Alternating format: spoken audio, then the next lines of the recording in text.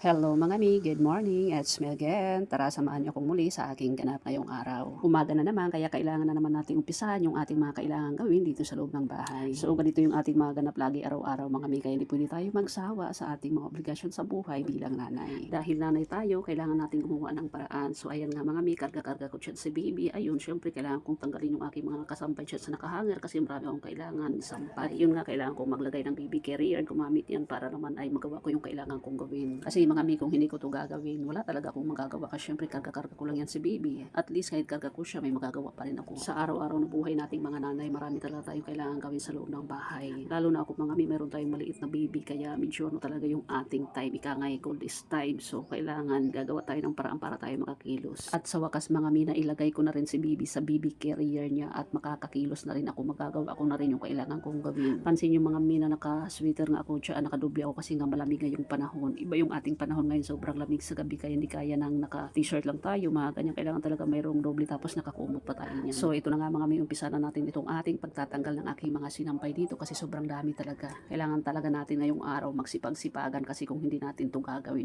walang mangyayari. So tayo ang gagawa ng paraan. Tayong mga nanay talaga yung nakatuka sa mga ganitong klaseng gawain sa loob ng ating mga tahanan. So, sobrang dami mga minito kaya medyo matagal din yung ating proseso dito. Tapos ayun, kasi marami din akong isasampay kaya kailangan ko talagang pilitin na magawa to. So buti na lang talaga mayroong paraan, may baby carrier kasi baby hindi naman natin mailapag yan kasi pag nilapag natin iiyak lang din o di kaya kakagatin ng lamok. Ganyan, alam naman natin mga nanay, pag tayo mayroong mga baby, ayaw natin na kinakagat ng lamok yung ating mga anak. At buti na lang talaga mga miis, okay lang kay baby, hindi naman na siya umiiyak kapag kakarganyan lang siya, karga-karga ko na nasa baby carrier, kaya malaking tulong na talaga ganitong klaseng paraan na ginagawa natin. At fast forward na nga tayo mga mi, dito naman tayo sa ating dirty kitchen kasi mayroon akong mga kailangan i-dryer pa para may sampay na rin lahat. At ayun nga mga mi, dahil mayroong nagpatong siya sa washing para magamit ko yung dryer, kailangan ko munang tanggalin. Hindi ko alam kung makaka-relate kayo nito. Yung nilabhan na yan is nung nakaraang araw pa, 2 araw na yata, hindi ko lang alam kung hindi nagbago yung amoy or may amoy na yung nilabhan na yan. Sana wala kasi pag mayroon talaga, babadlawan na naman. No choice kasi ako mga mi, wala kami masyadong mapagsasampayan kasi nga maliit lang yung space na pinagsasampayan namin, kaya kapag halimbawa hindi na isampay lahat, wala. Maghintay talaga ako ng may matuyo na nilabhan saka maipalit yung mga kailangan isampay pa. So ayan mga mi, flex ko lang dyan yung saging na dala namin galing baryo. Yung iba niyang pinamigay na namin, tapos yung ito na lang natira, ilang ano na lang,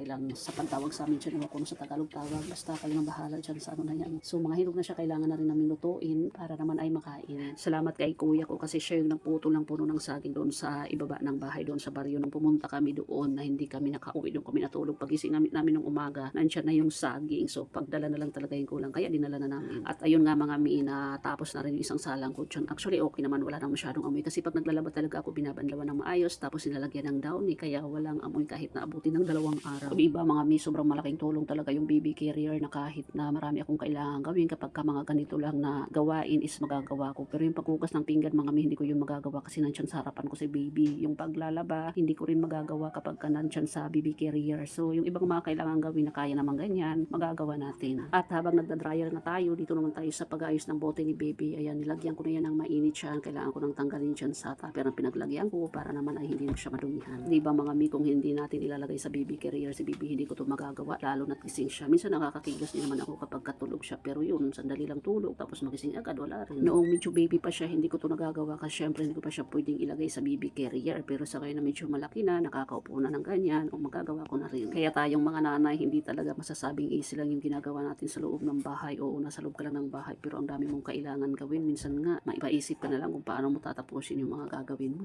At pagkatapos ko ng pag-ayos ng bote ni baby, dito naman ako sa aming pinaghigaan. At fast forward ulit tayo mga mi, dito naman tayo sa ating pinaghigaan kasi hindi ko pa ito naayos pagkagising, gawa nga ng inuna ko muna yung mga kailangan kong tanggalin doon sa sampayan at makapagsalang na rin sa dryer para may sampay ko after. So hindi na kami natulog mga mi dyan sa loob ng Philippine kagabi kasi naiinitan si baby, pati na rin ako naiinitan, kaya ginawa namin, nilagay namin sa isang tabi para naman ay may pwesto yung aming kutsyon dyan. So ngayon mga mi, hindi ko pa rin siya ilalagay yung kutsyon, ganyan lang muna yung aking pagkakalagay dyan para naman ay kahit paano makakahilata din ako kasi kapag mayroong Philippine, wala pag tanghali hindi talaga makahilata dyan. At hindi ko na rin minsan talaga na ilalagay sa loob ng Philippine si baby, gawa nga ng malamok. So kailangan kong mag-order nung panglamok, yung dinidikit lang kay baby para naman hindi siya kakagatin. So ang daming lamok mga mi, as in may season talaga dito na malamok, mayroon namang hindi. Kaya tinayo ko na lang yan dyan muna sa gilid yung Philippine, tapos yung foam dyan sa baba para naman kapag nasa foam si baby, ilagay ko tapos nandyan din ako makahiga, diba? Hindi tayo masyado mapapagod.